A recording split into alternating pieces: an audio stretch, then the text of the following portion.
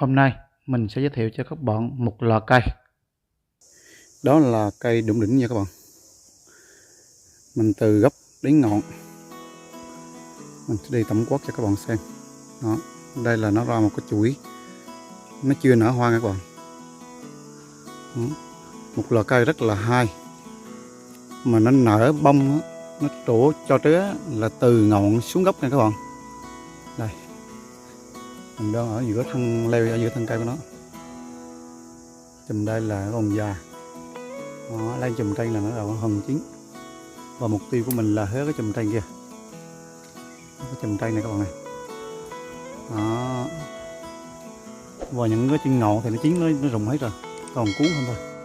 Ở những vùng khác á, còn gọi là cái cây đụng đình hay là cây móc. Các bạn đầu tiên mình nhìn thấy á, thì rất là ấn tượng vì cái trái nó rất là xum xê như các bạn thấy trước màn hình. Nhưng đừng có vội hứa, vì mũ nước của trái cây này là nó dính vào da rất là ngứa nha các bạn. Cây này ở vùng quê và miền núi thì có nhiều nha các bạn. Hiện nay cây này thì cũng được trồng làm cảnh và trồng ở các thành phố lớn nha các bạn. Còn xuống dưới gốc là cái buồng nó còn non các bạn. Ở dưới cùng là nó cũng bị nhú ra. Và bây giờ các bạn cùng với mình đi hết đấy nha. Đó, leo thấy rung rung có như khỉ thôi các bạn.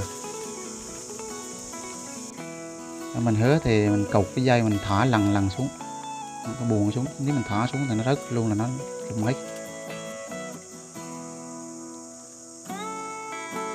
Cũng rất công phu các bạn, hứa chứ mà cũng cẩn thận cho để nó sai sót là nó dính vô mình, nó ngứa.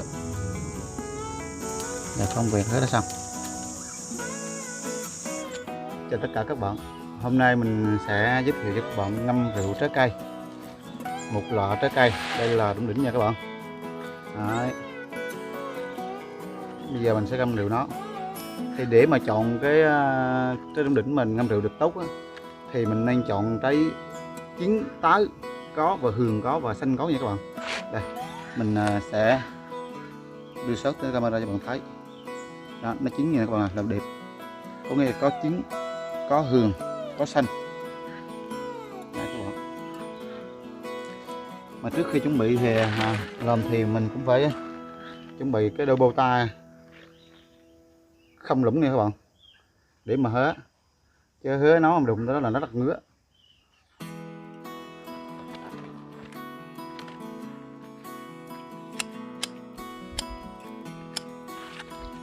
Mình dùng một kéo mình hớt các bạn. Chiến đẹp không?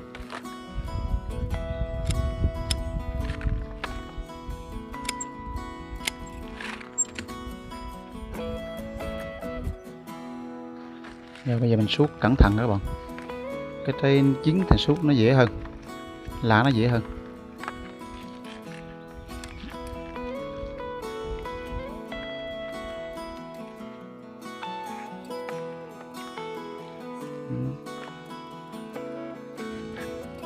Vậy là đã qua được 20 phút các bạn. Mình đã hoàn thành cái việc hái được một muỗng to đó các bạn. Chín có, hường có, xanh có. Đây là mình đã rửa qua nước rồi các bạn, sạch sẽ. Bây giờ mình tiến hành đem đi để ngoài nắng cho nó ráo bớt cái nước đi, rồi mình tiến hành đem vào ủ. Rồi bây giờ là công tác chuẩn bị là bỏ vô cái xô để mà mình trộn với đường phèn. Các bạn không có đường phèn thì bạn trộn với cái đường bình thường cũng được các bạn.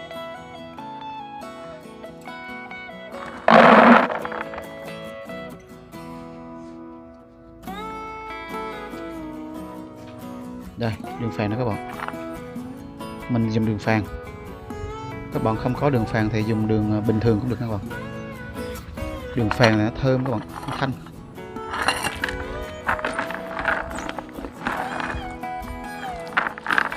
Công tác trộn đã xong.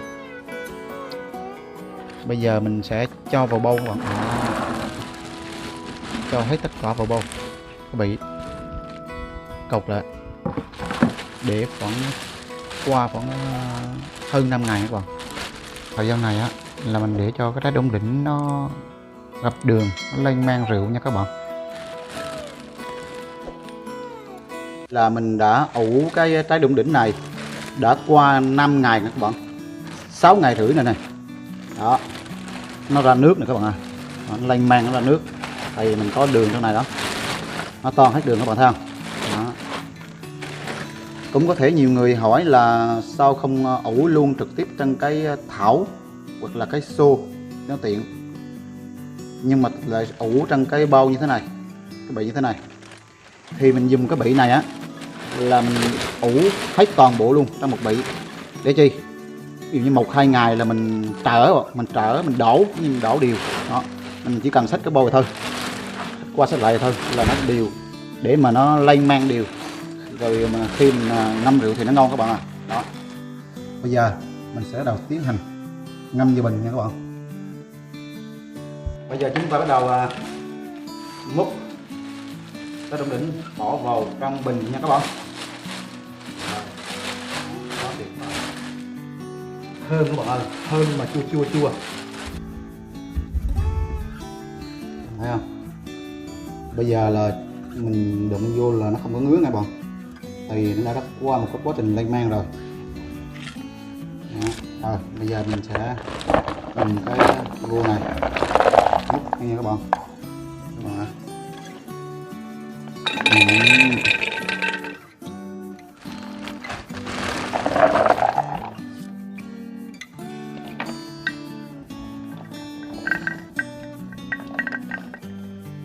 Rồi mình đã phân đều hết cho các bạn. Bây giờ mình múc cái nước này nè, đây cái nước nó còn lại nữa các bạn nè, đây là cái nước mang, thì mình cũng chia đều vào tất cả hết các hũ nha các bạn. Tiếp tục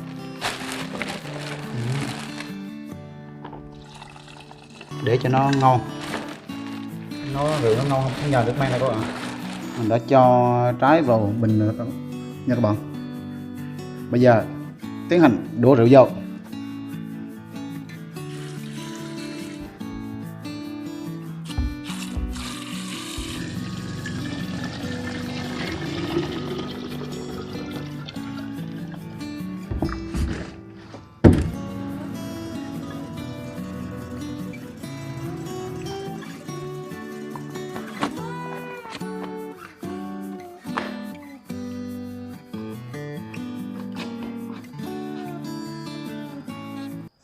Các bạn theo dõi video đến đây, chắc chắn các bạn cũng muốn được biết cái công dụng của nó. Thì cái quả đủng đỉnh ngâm rượu nó có cái tính vị cay, tính mót và giảm mệt mỏi, và hỗ trợ chữa bệnh về tiêu hóa và xương khớp. Thì cái hệ tiêu hóa mà nó không được khỏe, như là đầy hơi, chướng bụng, ăn khó tiêu và đau dạ dày, thì các bạn uống rượu này trong bữa ăn vừa phải thì nó sẽ giúp kích thích tiêu hóa tốt đó. Còn cái xương khớp á, thì nó trị bệnh về xương khớp, nhưng đặc biệt là trị bệnh hấp khớp rất tốt cho các bạn. Đợt trước á, là mình cũng đã có ngâm được 3 bình, thì sau một thời gian hơn tháng ra màu rất đẹp, mình uống thử thì cái cảm giác đầu tiên mình rót rượu ra mình uống á, mình cũng hơi sợ các bạn, sợ là nó ngứa không. Tại vì từ hồi mình cũng chưa uống thì bước đầu mình nhắm vô á thì nó cũng có cái vị cay, nhưng mà đặc biệt là cảm giác nó bị rằn cái lưỡi, nó cảm giác như là muốn ngứa các bạn. Nhưng mà quả thật là khi đó nuốt đi rồi á thì cái vị nó rất là thơm, cái thơm là thơm lanh mang, cái cảm giác như rượu vang các bạn, thì uống nó rất là dễ. Thì mình cũng bữa ăn mình uống ít, cái công dụng nó mình thấy rõ là mình ăn cơm nó rất là ngon, có nghĩa là cảm giác thèm ăn, đó là công dụng của nó. Nghe nói có quả đủng đỉnh á thì mọi người nghe nó ngứa thôi, tại vì cái lúc mà còn nhỏ mình chơi thì mình hay hái cái đủng đỉnh này đi trêu các bạn, và mình với các bạn là hái cái trái này đó là xoa vô cái bàn của giáo viên á, cô giáo viên á, cái ghế, đặc biệt là ghế đó thì nó ngứa cô trời, hồi nhỏ là nghịch vậy đó. Thì qua video này các bạn đã xem và đã biết được cái công dụng của nó, và ngay bây giờ các bạn hãy hình dung thử xung quanh vườn hai xóm làng các bạn, nếu có cây đủng đỉnh có trái để chờ nó chín. Các bạn hãy dùng, hãy hái về và làm như mình để mà dùng. Bây giờ mình sẽ lấy một bình rượu đây, ngâm được trước các bạn ạ. Còn thấy không? Thế này rượu nó đen luôn, nó ra màu á. Bây giờ chiều chủ nhật mình mấy anh em tập trung lại, cầu điều bất ngờ cho mấy anh em. Rồi nhìn đi thôi. Và bây giờ thì mình ngồi lại với anh em. Hiện nay là chủ nhật thì anh em đi làm hết, bữa nay gặp lại ngồi cũng làm lai rai xí mồi. Mình có cái hũ rượu ngon đây các bạn. Mời anh em. Chưa? Đó, hũ rượu bí mật. Rồi cứ anh em cứ đón. Rồi mở ra đâu, mở ra mình rót ra mấy anh em đi. Đó. Đó. Sau một thời gian mình đã dầm.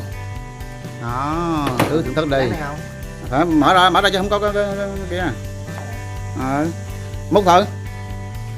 Đây dầm được bao nhiêu lâu rồi anh em? Chắc được 3 tháng rồi đó. Chứ mà anh em coi thử cái hũ rượu gì nha, đó là rượu trái cây nha. Cứ thưởng thức đi. Em, chú luôn. Trái cây vùng quê mình là ở đâu có anh em? Không biết, cứ nghiên cứu đi. Chưa có. Cái đúng đỉnh nè. Là chính chót.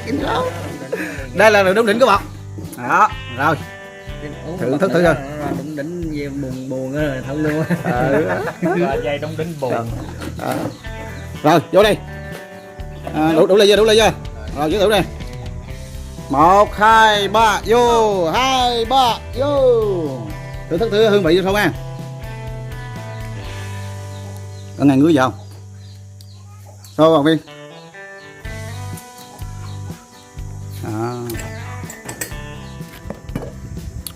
Hấp dẫn. Đẹp, có gì nho này. Màu nho đây. Màu quá đẹp. Đây là màu rượu màu nho. Màu nho làm thôi. Tính nhau một rửa. Đặc biệt là cái rượu này là đây là mình uống này, nếu mình ăn cơm mình uống thì nó vừa phở thì nó sẽ tốt cho da.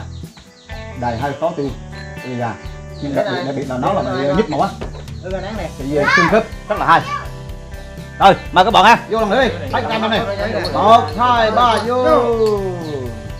Bữa nay là anh leo thế là anh đóng xuống lấy cái buồng anh mình ăn quả cái đồng cay với đống lấy gì bữa sau lấy ăn nữa, mình có chặt cái buồng thôi. Phải là từ lúc ra trái lên cây thì mình đã hái xuống đây, thì một quá trình mình dành rượu tới đây thì cũng mời các em ở đây thưởng thức cho biết. Thực tế là máy nhỏ thường cũng chưa uống. Thì các bạn xem video đây 35 năm rồi đó. đúng rồi. Xem video đến đây thì các bạn sẽ tự lòng cho mình một bình để mà uống. Mời các bạn thân uống cho vui. Rượu Tây, rượu Tàu không bằng rượu ta. Không thiệt biệt thiệt đây, đúng không? Vô. Video đến đây kết thúc. Các bạn thấy hay, hãy nhấn nút like và nhấn nút đăng ký và nhấn quả chuông bên cạnh để theo dõi những video hay hơn. Mến chào các bạn. Hẹn gặp lại các bạn video kế tiếp. Chúc mừng cái đường rồi.